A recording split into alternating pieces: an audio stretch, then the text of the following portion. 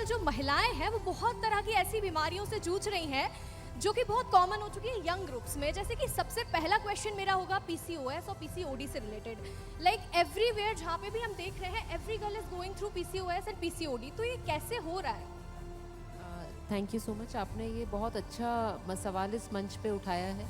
और हम सब जो कुछ सालों से प्रैक्टिस में हैं, 10 साल पहले तक 20 साल पहले तक पीसीओएस के मामले बहुत कम होते थे, बट अब हर तीसरी लड़की जो है उसमें कुछ ना कुछ लक्षण हमें दिख रहे हैं।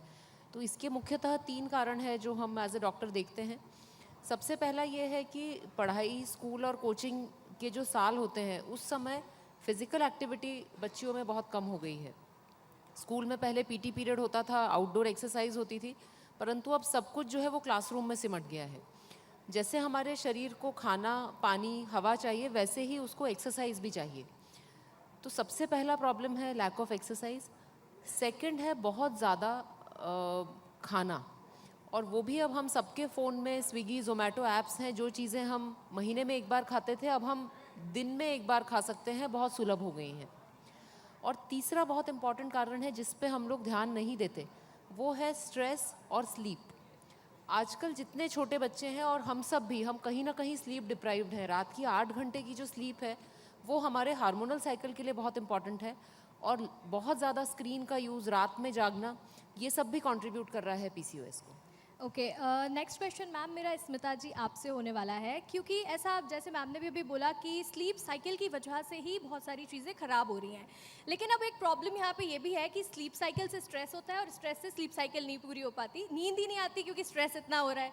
तो इस साइकिल में जो लोग फंस जा रहे हैं उनकी मेंटल हेल्थ किस तरह से ख़राब हो रही है? बहुत ही सही बात है कि हम सभी मेंटल स्ट्रेस में अब जा रहे हैं। इस साइकिल को हमें कहीं ना कहीं तोड़ना पड़ेगा।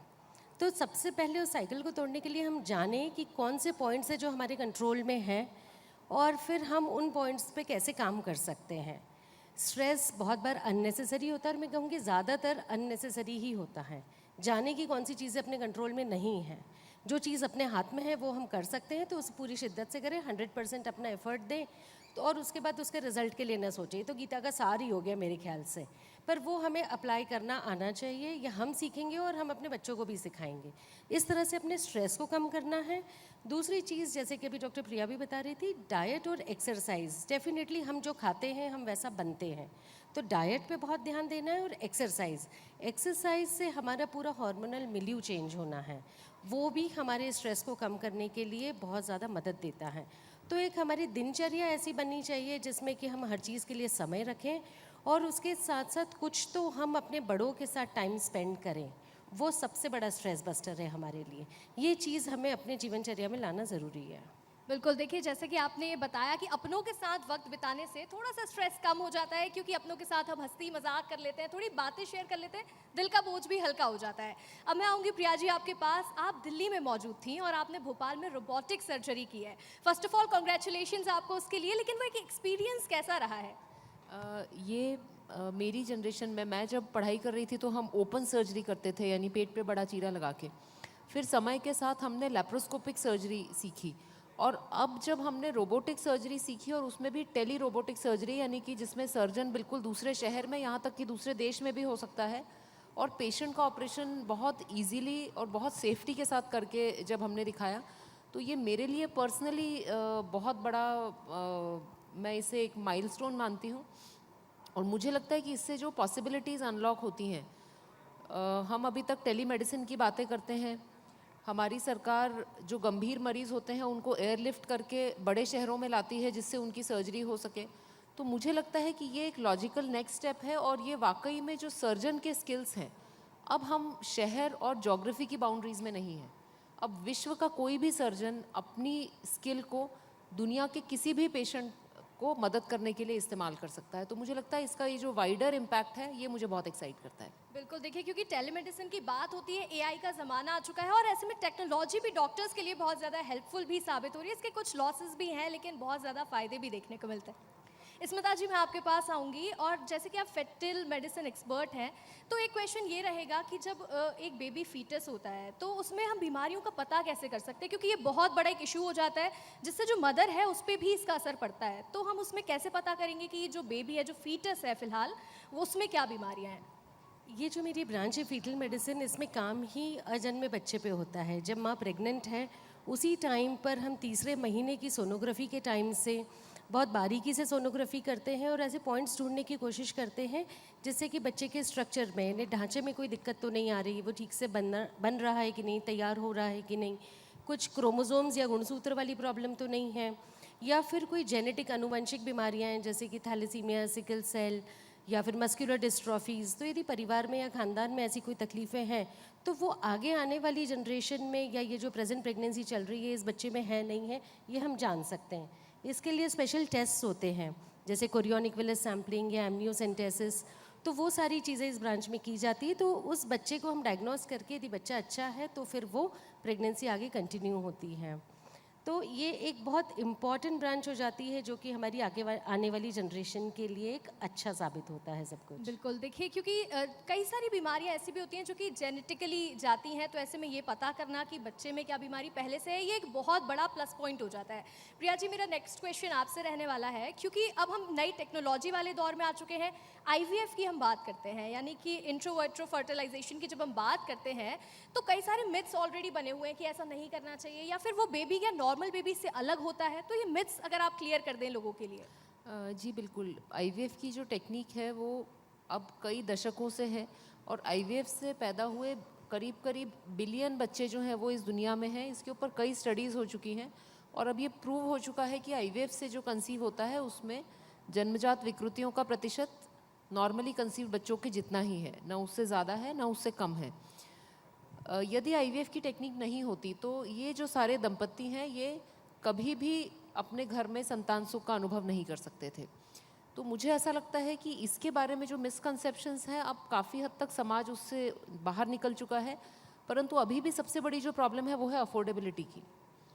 हम बाकी बीमारियों को रिकॉग्नाइज करते हैं, उसमें इंश्योरेंस कवर रहता है, उसमें सरकारी सहायता रहती है, परंतु इनफर्टिलिटी को अभी भी जो रिकॉग्निशन मिलना चाहिए, अभी भी इंश्योरेंस की अधिकतर पॉलिसीज़ आईवीएफ को नहीं कवर करती। अभी भी गांव का भी एक व्यक्ति आईवीएफ कराना चाहता है बट उससे सिर्फ आर्थिक रीज़न और एक्सेस प्रिवेंट करता है। सरकार ने भी आयुष्मान की सूची से आईवीएफ को निकाल दिया है। तो मैं इस मंच के माध्यम से यही कहना चाहूँगी कि हम सबको रिकॉग्नाइज़ करना पड़ेगा कि इनफर्टिलिटी आज के डेट में एक बहुत बड़ी समस्या है, एक बीमारी है, सिर्फ सामाजिक इशू नहीं है और इसको वापस से आयुष्मान में लेना चाहिए और साथ ही इंश्योरेंस सेक्टर को भी इसके रिएम्बर्समेंट पे सीरियसली सोचना चाहिए। बिल्कुल, देखिए क्योंकि ये एक ऐसा टॉपिक है जिसको लेकर के लोग ना ही बात करते हैं और इस तरह से ट्रीट करते हैं कि अगर इनफर्टिलिटी है तो शायद बेटर ऑप्शन है कि कंसीव ना करें रेदर देन आईवीएफ। लेकिन एज अ डॉक्टर आपने ये बात हम सभी को बताई, दैट्स वेरी ग्रेट। स्मिता जी, मेरा नेक्स्ट क्वेश्चन थोड़ा सा मेरा पर्सनल क्वेश्चन भी है, क्योंकि एज अ विमेन हम 5 to 7 डेज मेंस्ट्रुअल साइकिल से गुजर रहे होते हैं। 2 दिन पहले से हार्मोनल डिसबैलेंस होने लगता है, 2 दिन बाद तक होते रहता है। तो ये जो हार्मोनल डिसबैलेंस हम कंटिन्यू 10 to 15 डेज फेस करते हैं, उससे मेंटल हेल्थ हमारी कितना ज़्यादा इफेक्ट होती है? ऑफ कोर्स, ये हार्मोनल चेंजेस जो हो रहे होते हैं, हर महिला सोचती है कि ये 15 दिन ठीक से निकल गए, अब अगले 15 दिन मैं फिर से वियर्ड बिहेव करने वाली हूँ। घर के लोगों को कुछ समय में आदत पड़ती है इन चीज़ों की, पर इसके लिए ये है कि ये भी यदि हम समझ लें कि हाँ, पीरियड के साइकिल में ये सब कुछ सभी को होता है लगभग, इस टाइम में भी हमें ये ध्यान रखना चाहिए कि यदि हमारे डाइट और एक्सरसाइज बराबर हैं तो काफ़ी हद तक इस प्रॉब्लम को हम सॉल्व कर सकते हैं। हाँ, डेफिनेटली इस टाइम पर आप यदि जिम जाते हैं या हार्ड एक्सरसाइज करते हैं वो नहीं कर सकते, तो इस टाइम पर आपका योगा, मेडिटेशन ये आपको बहुत हेल्प करता है और समय के साथ साथ ये चीज़ें कम होती जाती क्योंकि आपको इनको बैलेंस करना आने लगता है। तो यहाँ पर भी डाइट और एक्सरसाइज का मेन स्टे आता है। यानी लड़कियों को ये मान लेना चाहिए कि बिना डाइट फॉलो किए और बिना रेगुलर एक्सरसाइज किए बीमारियां होनी ही है। प्रिया जी, नेक्स्ट क्वेश्चन मेरा ये रहेगा कि जिस तरह से एक गायनी को हमें कहा जाता है कि अपना बेस्ट फ्रेंड बना के उनसे बात करनी चाहिए, पूछना चाहिए, तो रेगुलर चेकअप्स कितना एक इम्पॉर्टेंट रोल प्ले करते हैं बीमारियों को प्रिवेंट करने में? जब रेगुलर चेकअप्स की बात आती है तो हर अस्पताल में एक सेक्शन होता है जिसका नाम होता है एग्जीक्यूटिव हेल्थ चेकअप और वहाँ पे अमूमन हमें सिर्फ मेल मेंबर्स दिखते हैं और जैसा नाम है एग्जीक्यूटिव्स दिखते हैं। तो मेरे मन में हमेशा ये सवाल आता है कि क्या 50% पॉपुलेशन महिलाओं को हेल्थ चेकअप का कोई डिपार्टमेंट की आवश्यकता नहीं है? तो सबसे ज़्यादा आवश्यकता महिलाओं को है क्योंकि महिलाओं की जो बीमारियां हैं वो कई बार लक्षण बहुत लेट स्टेजेस पे देती हैं और ऐसे स्टेजेस पे लक्षण आते हैं जब उसका इलाज जो है वो ज़्यादा जटिल हो जाता है, ऑपरेशन ही लगता है। तो हर महिला को हर साल अपने गायनोकोलॉजिस्ट के पास, चाहे कोई समस्या हो चाहे नहीं हो, 3 टेस्ट हम रिकमेंड करते हैं। हर साल एक इंटरनल सोनोग्राफी, हर 3 साल में एक टेस्ट जिसको हम पैप्समियर कहते हैं, और हर 3 साल में मैमोग्राफी यदि आपकी एज 40 ईयर्स से ज़्यादा है। यदि घर में ब्रेस्ट कैंसर की हिस्ट्री है तो ये ज़्यादा फ्रीक्वेंटली हो सकते हैं, कम उम्र में भी हो सकते हैं। तो हर साल में एक बार यदि आप अपने गायनोकोलॉजिस्ट को विजिट करते हैं तो 90% आपकी जो समस्याएं हैं वो या तो होंगी ही नहीं या होने से पहले हम उन्हें ठीक कर सकते हैं। ओके स्मिता जी, एक मेरा क्वेश्चन ये भी रहेगा कि जैसे मैम ने बताया कि कई बार बीमारियां बहुत ज़्यादा सीरियस टर्न आउट हो जाती है, तो आजकल ब्रेस्ट कैंसर, ओवेरियन कैंसर जो है वो बहुत ज़्यादा बढ़ते जा रहा है, तो क्या जेनेटिकली भी ये बच्चों में आता है? ये ब्रेस्ट कैंसर और ओवेरियन कैंसर के लिए एक जीन प्रीडिस्पोजिशन होता है। तो यदि आपके घर में ब्रेस्ट कैंसर की हिस्ट्री है, आपकी मम्मी को हुआ है, मौसी को हुआ है, यानी मैटरनल लाइनेज से आया हुआ है, तो फिर आपको आपकी फ्रीक्वेंसी ऑफ चेकअप को ज़्यादा रखना पड़ता है। हम हर महिला जो हमारे पास आती है उसको ब्रेस्ट सेल्फ एग्जामिनेशन के बारे में सिखा के रखते हैं।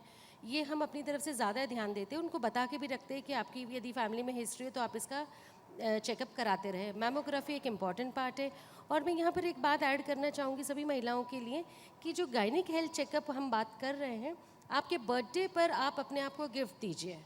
आपके बर्थडे के आसपास जब सारे सेलिब्रेशन हो जाते हैं उसके बाद आप आपकी गायनिक के पास जाके अपना चेकअप ज़रूर कराएं, ताकि आप उसको भूलें नहीं और ये हर साल बराबर होता रहे। ओवेरियन कैंसर डेफिनेटली स्प्रेड होने के बाद ज़्यादा पता चलता है। ब्रेस्ट सेल्फ एग्जामिनेशन तो हम बता देते हैं, पर ओवेरियन के लिए कैसे एग्जामिन करोगे आप खुद को? तो जब आप चेकअप्स करोगे तभी ये चीज़ पकड़ में आती है। और यदि फैमिली में है तो हाँ, ज़्यादा ध्यान रखना बनता है। बिल्कुल, देखिए एक बहुत अच्छी टिप दी है हमें स्मिता जी ने कि अपने बर्थडे पर खुद को ये गिफ्ट देना चाहिए और बर्थडे खत्म होने के बाद, पार्टी ओवर होने के बाद जाकर अपना हमेशा चेकअप करा लें ताकि आप भूलेंगे नहीं। प्रिया जी, स्मिता जी, आप दोनों ने बहुत अच्छी कॉन्वर्सेशन की। हमारे जो दर्शक यहाँ पर हैं उन्होंने भी बहुत कुछ सीखा होगा, यानी कि मैंने भी आज बहुत कुछ आप दोनों से सीखा है। Give it a round of applause for our wonderful ladies over here. Thank you so much.